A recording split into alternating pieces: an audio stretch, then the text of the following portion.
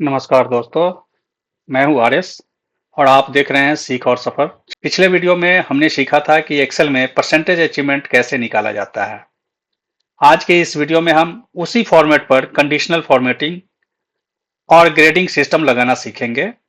हमारे पास यह sales performance data है जिसमें employee name, headquarter, target, achievement, achievement percentage और लास्ट वाला स्टेटस है जिसमें हम ग्रेडिंग डालेंगे। अब हम अचीवमेंट परसेंटेज के आधार पर एम्प्लॉय को 3 कैटेगरी में बांटेंगे। पहला होगा 120% से ऊपर, जिसको कि हम एक्सीलेंट वाले कैटेगरी में रखेंगे। दूसरा होगा 90% से 119% तक का, जिसको कि हम गुड के कैटेगरी में रखेंगे। और तीसरा होगा 90% से कम, जिसे कि हम पुअर वाले कैटेगरी में रखेंगे। सबसे पहले हम एक नया कॉलम बनाएंगे जो कि हम यहाँ बना चुके हैं, और इस नए कॉलम में हम इफ का फॉर्मूला डालेंगे। वो फॉर्मूला होगा इफ ब्रैकेट, फिर हम इस सेल को सिलेक्ट करेंगे जो कि E2 है, और यहाँ पे हम ग्रेटर देन के साथ इक्वल लगाएंगे और उसके बाद 120% लिखेंगे, फिर कॉमा, फिर डबल कोट्स के अंदर हम एक्सीलेंट लिखेंगे।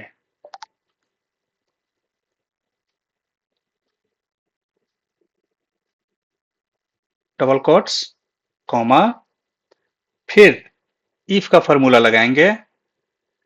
उसी तरह से फिर हम E2 को सिलेक्ट करेंगे और ग्रेटर देन के साथ हम इक्वल और 90% मेंशन करेंगे, कॉमा, फिर डबल कोट्स के साथ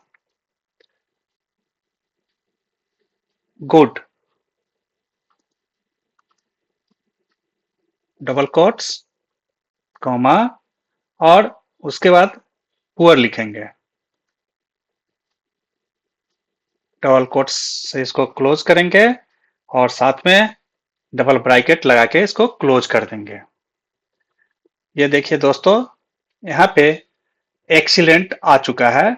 अब जैसा कि मैंने पिछले फॉर्मेट में भी बताया है कि जब किसी भी फॉर्मूला को कहीं लगाते हैं और उसको नीचे तक लाना होता है तो यहाँ पे कर्सर डाल के जो प्लस आता है उसको हम डबल क्लिक करते हैं तो नीचे तक वो फॉर्मूला अप्लाई हो जाता है। तो ये तो ग्रेडिंग हुआ।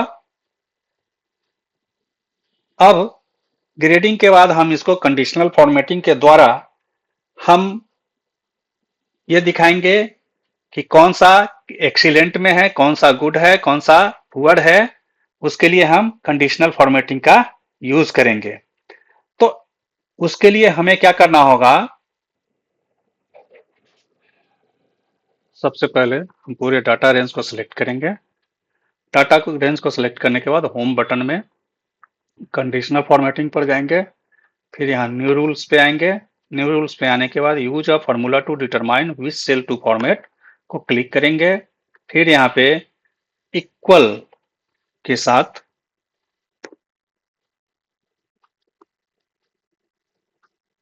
E2 सेल को क्लिक करेंगे। विंडो के साथ F4 दो बार क्लिक करेंगे और ग्रेटर देन इक्वल 120%।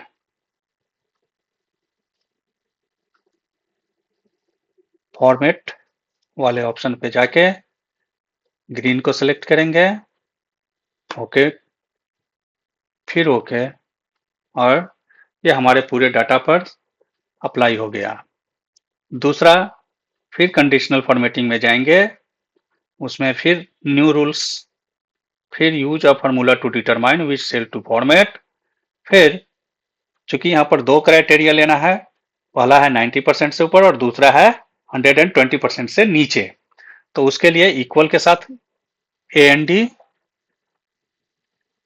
उसके बाद E2, इसके बाद विंडो के साथ F4 क्लिक करेंगे जिससे कि हमारा E तो लॉक होगा लेकिन दूसरा नंबर सेल लॉक नहीं होगा, जिससे कि दूसरे नंबर पर भी ये फॉर्मूला यानी E3 E4 पर भी फॉर्मूला अप्लाई होगा। फिर लेस ग्रेटर देन के साथ इक्वल 90% कॉमा, फिर E2 in the same way, window के साथ F4 दो बार, लेस देन 120% और ब्रैकेट ऑफ। फॉर्मेट में जाके येलो को क्लिक करेंगे, ओके, देन फिर ओके, और हमारा एक्सीलेंट और गुड के लिए कंडीशनल फॉर्मेटिंग में फॉर्मूला डला चुका है। अब हम पुअर के लिए फिर से न्यू रूल में जाएंगे, उसके बाद use a formula to determine which cell to format, फिर इक्वल E2 को सिलेक्ट करेंगे और विंडो के साथ दो बार F4 क्लिक करेंगे, लेस देन 90% और फॉर्मेट वाले ऑप्शन पे जाके रेड सिलेक्ट करके ओके। ये देखिए दोस्तों, सभी सेल्स में कंडीशनल फॉर्मेटिंग अप्लाई हो चुका है। अगर आप चाहते हैं कि ये कलर सिर्फ इन सेलों में लगा हुआ रहे, तो इसके लिए आपको सिर्फ इतना करना है कि ए से लेके डी तक आपको इस तरह से सिलेक्ट कर लेना है और कंडीशनल फॉर्मेटिंग में जाके clear rules from selected cells को क्लिक करना है। ये आपके अकॉर्डिंग ये फॉर्मेट हो जाएगा। देखिए अब हमारा पूरा परफॉर्मेंस रिपोर्ट ऑटोमेटिकली कलर के साथ तैयार हो गया है। ग्रीन का मतलब एक्सीलेंट परफॉर्मेंस, येलो का मतलब गुड परफॉर्मेंस, रेड का मतलब पुअर परफॉर्मेंस। इस तरह किसी भी सेल्स रिपोर्ट, MIS रिपोर्ट या परफॉर्मेंस डैशबोर्ड में कंडीशनल फॉर्मेटिंग और ग्रेडिंग सिस्टम का उपयोग कर सकते हैं। दोस्तों, अगर यह वीडियो आपको वाकई में उपयोगी लगा हो तो कृपया लाइक, शेयर, फॉलो और सब्सक्राइब करना ना भूलें। धन्यवाद। जय हिंद।